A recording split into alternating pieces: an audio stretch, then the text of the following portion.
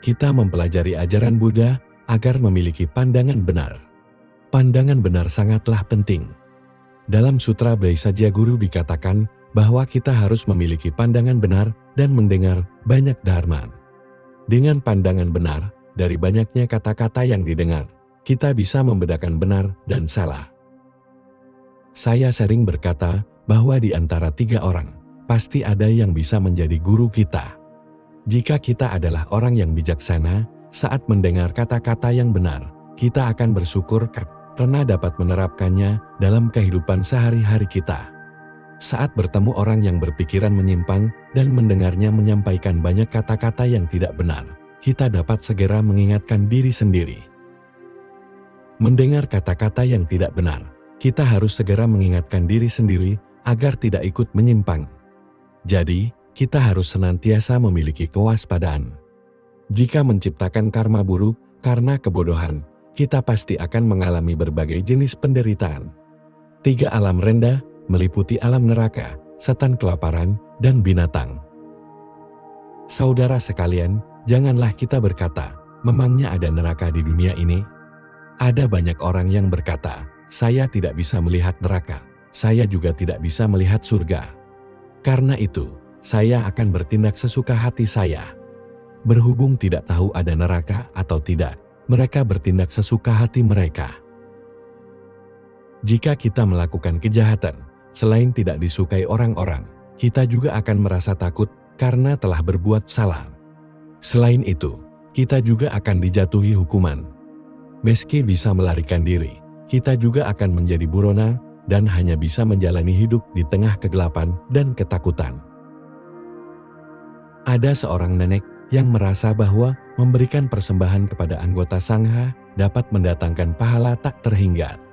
Suatu hari, dia melihat seorang biksu muda yang penuh pencapaian dalam pelatihan diri. Dia berpikir, jika aku bisa memberikan persembahan, kelak pahalaku pasti tak terhingga. Sang nenek hanya hidup bersama seorang putrinya. Dia lalu mengundang biksu ini ke rumahnya dan berkata, Yang Mulia cukup membabarkan dharma bagiku dan tidak perlu mengkhawatirkan kebutuhan sehari-hari. Aku akan menyediakan sebuah kamar yang bersih untuk Yang Mulia agar Anda dapat berfokus melatih diri. Sebagai seorang anggota sangha, yang dibutuhkannya hanyalah tempat yang tenang dan membabarkan dharma adalah kewajibannya. Karena itu, dia pun menerima tawaran sang nenek. Dia pun tinggal di rumah yang tenang itu. Dia sangat tekun dan sering membabarkan dharma. Beberapa tahun kemudian, sang nenek merasa bahwa jika biksu muda ini terus tinggal di rumahnya tanpa pergi keluar, dia tidak akan tahu penderitaan di tengah masyarakat. Ini dapat menghambat pelatihan dirinya. Sang nenek telah menganggapnya sebagai anak sendiri dan berharap dia dapat memperoleh pencapaian besar. Karena itu, sang nenek khawatir saat pergi keluar, dia akan tergoda oleh nafsu keinginan duniawi. Bukankah itu sangat disayangkan? Suatu hari, sang nenek berkata kepada biksu itu, Anda telah tinggal cukup lama di sini. Anda masih begitu muda. Apakah melatih diri harus meninggalkan keduniawian? Umat perumah tangga juga bisa melatih diri.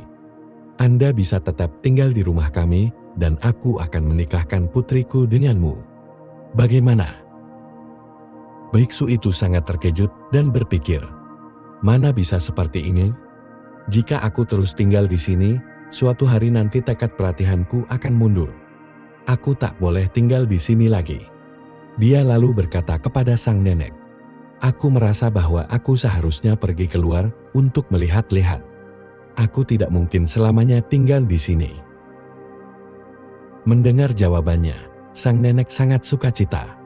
Sang nenek memang memberikan tawaran seperti ini dengan harapan dia dapat pergi keluar untuk melihat-lihat.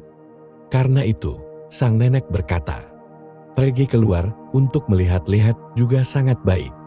Anda harus menjaga tekad pelatihan Anda, entah berapa lama lagi, Anda baru akan kembali ke sini.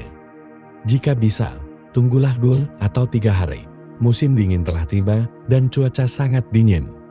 Aku akan membuat pakaian hangat untukmu. 2 atau 3 hari kemudian, sang nenek membawakan pakaian hangat untuknya dan dia berencana untuk berangkat keesokannya. Menjelang matahari terbit, dia melakukan meditasi duduk seperti biasa. Tiba-tiba, dia melihat sekuntum teratai yang sangat besar melayang di hadapannya. Saat itu, hatinya sangat gelisah dan dia langsung meletakkan lonceng puja di atas teratai. Lalu, lonceng pujanya hilang. Dia sangat gelisah karena tidak mengerti. Tidak lama kemudian, dia mengemas semua barang bawaannya. Saat dia berpamitan kepada sang nenek berkata, "Berhati-hatilah di luar." Menjelang matahari terbit, lahir seekor anak kuda yang entak. Mengapa langsung mati? Mulutnya mengulum sebuah lonceng puja. Aku memungut dan mencucinya. Yang mulia, lonceng puja ini sangat familiar bagiku. Biksu ini sangat terkejut mendengarnya. Dia berpikir, lonceng puja ini memang milikku. Jika saat itu, aku membangkitkan kegiuran dan duduk di atas teratai itu, kini akulah yang akan menjadi anak kuda tersebut. Dia tinggal di rumah sang nenek dalam jangka panjang dan menjalani hidup yang berkecukupan. Saat sang nenek menawarkan untuk menikahkan putrinya, jika dia menerimanya, dia akan bagai terjatuh ke alam binatang. Jika pikiran tidak dijaga dengan baik, konsekuensinya sungguh menakutkan. Kisah ini bisa menjadi peringatan bagi kita. Saat tubuh kita masih sehat, kita menghadapi semua orang, dan materi dengan pikiran yang jernih. Namun, saat kegelapan dan noda batin terbangkitkan, sehingga kita lepas kendali dan berpikiran menyimpang, bahkan menciptakan karma buruk lewat tubuh dan ucapan, karma ini pasti akan berbuah suatu hari nanti. Karena itu, kita harus sangat waspada. Bisa atau tidaknya seseorang terjatuh ke alam neraka, setan kelaparan, atau binatang bergantung pada apakah dirinya menciptakan karma buruk atau tidak. Jika dia membangkitkan pikiran buruk, tetapi tidak mewujudkannya ke dalam tindakan, karma buruk ini akan perlahan-lahan terkikis.